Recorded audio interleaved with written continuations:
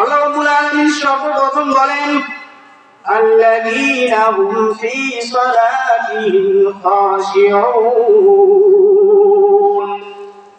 যে সমস্ত মুমিনেরা ঈমান আনার পরে নিজেদের নামাজের ব্যাপারে সচেতন হয়, যখন তারা নামাজ আদায় করে এই নামাজ তারা মনোযোগ সহকারে আদায় করে, নম্রতা বিনয়ী এবং একাগ্রতার সাথে নামাজ আদায় করে, বলে এই মুমিন যারা নম্রতা ভদ্রতা বিনয় এবং একাগ্রতার সাথে নামাজ আদায় করে, আমি আল্লাহ রাব্বুল আলামিন তাদের ব্যাপারে ঘোষণা দিলাম এরাই হচ্ছে জান্নাতুল ফিরদাউসের অধিবাসী। বলেন সুবহানাল্লাহ।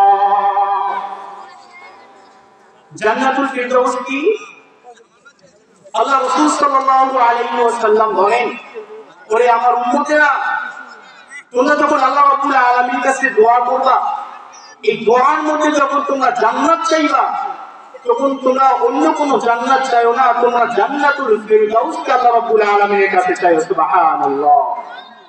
এই জান্নাতুল ফিরদাউস এমন একটা জান্নাত, জান্নাতের যে 8টা স্তর রয়েছে, জান্নাতের যে 8টা গেট রয়েছে, তার মধ্যে সর্বোত্তম গেট হচ্ছে, সর্বোত্তম জান্নাত হচ্ছে এই জান্নাতুল ফিরদাউস। সকলে বলি সুবহানাল্লাহ।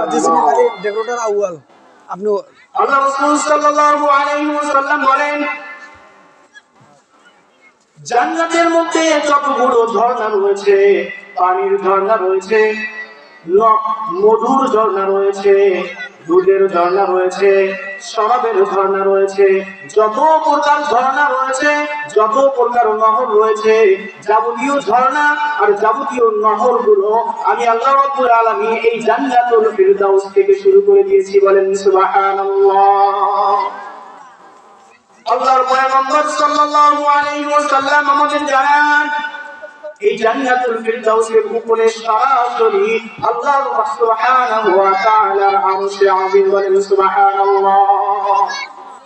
এজন্য আল্লাহ রাব্বুল আলামিনের পয়গম্বর আমাদেরকে জানান দিচ্ছেন, যখন তোমরা আল্লাহ তাআলার কাছে জান্নাত চাইবা, তো এই জান্নাতুল ফিরদাউস আল্লাহ রাব্বুল আলামিনের কাছে চাইবা। সুবহানাল্লাহ।